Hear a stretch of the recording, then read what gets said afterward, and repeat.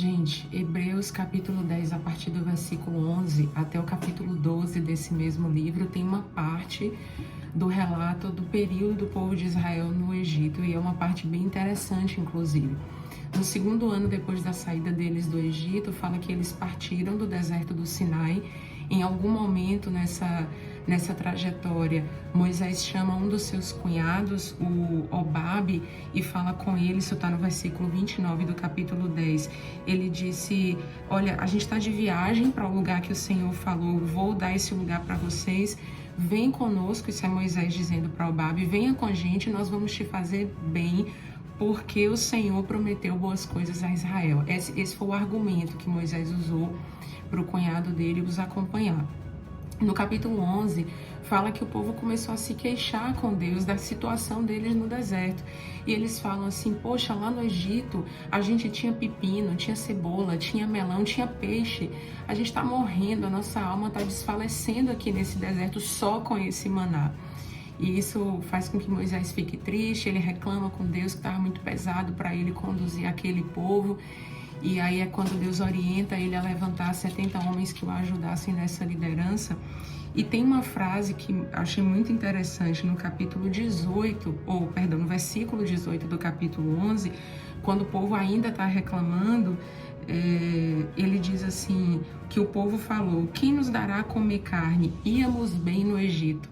A impressão do povo de Israel no deserto, só com maná, é de que o Egito era bom. E isso nos ajuda a perceber que, normalmente, quando a gente está numa situação que não é a vontade de Deus, a gente está no Egito, né, que é uma situação, às vezes, de escravidão, de opressão, de sofrimento, possa ser que tenha algo que pareça fazer com que aquilo tenha algo de bom, mas na verdade não é o propósito de Deus nos deixar ali, nos deixar naquele lugar.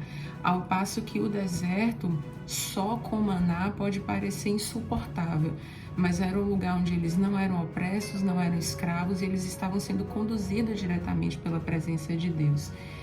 E há uma diferença muito grande aí entre a visão do povo. A visão do povo íamos bem no Egito. Moisés, no Egito não estava tão ruim assim. Para que você tirou a gente de lá? Para que Deus tirou a gente de lá?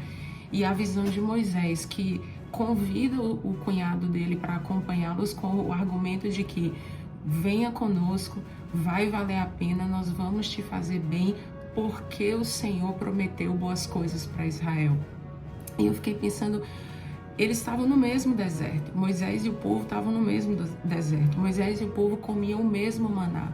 Por que para o povo era olhar para trás e dizer íamos bem no Egito, e para Moisés era Deus prometeu boas coisas a Israel?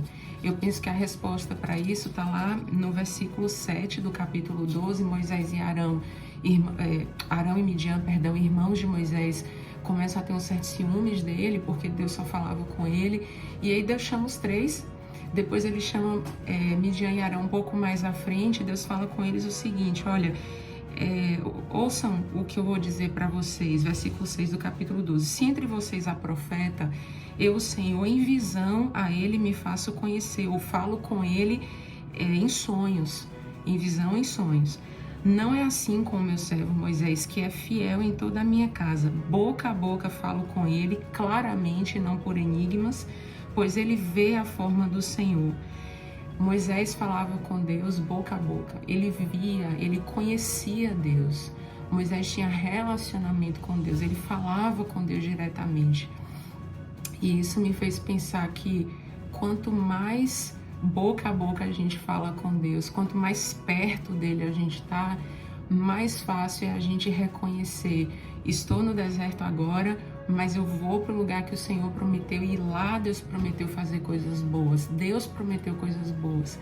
Quanto mais distante de Deus a gente está, quanto mais a gente só ouve falar dele, quanto mais a gente só ouve falar do que ele disse, ao invés de ouvir diretamente dele, mais fácil é a gente olhar para trás e dizer, íamos bem no Egito.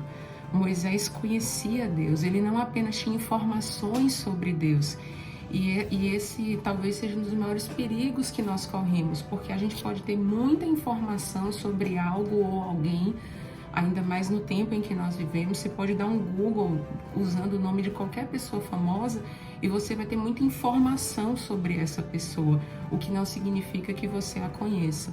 Com Deus é a mesma coisa, a gente pode ter muita informação sobre Ele e ainda assim não conhecê-lo.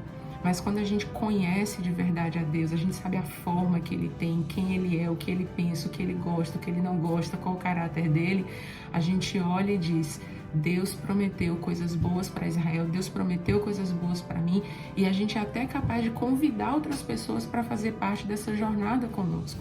Mas se a gente só ouve falar que Deus disse algo, é mais fácil a gente simplesmente olhar para trás e dizer: íamos bem no Egito, até que o Egito não estava tão ruim assim. A boa notícia é que hoje qualquer pessoa na face da terra pode ter acesso direto a Deus, pode ter acesso a esse boca a boca com Deus. Isso está escrito lá em Hebreus capítulo 10, versículo 19, o autor vai dizer: portanto, agora a gente pode ter intrepidez para entrar no Santo dos Santos, ou seja, para entrar na presença de Deus, através do sangue de Jesus que nos abriu um novo e vivo caminho. A presença de Deus está disponível para mim e para você, conhecê-lo está disponível para mim e para você. E quanto mais nós o conhecemos, mais a gente diz: Deus prometeu coisas boas, vamos em frente e vem comigo. A gente não vai olhar para trás e dizer: íamos bem no Egito. Então eu desejo que nós possamos conhecer a Deus a esse ponto. Ainda que a gente tenha deserto e maná, a gente saiba que os peixes e cebolas e melões do Egito não se comparam com as coisas boas que Deus nos prometeu. Boa semana para você.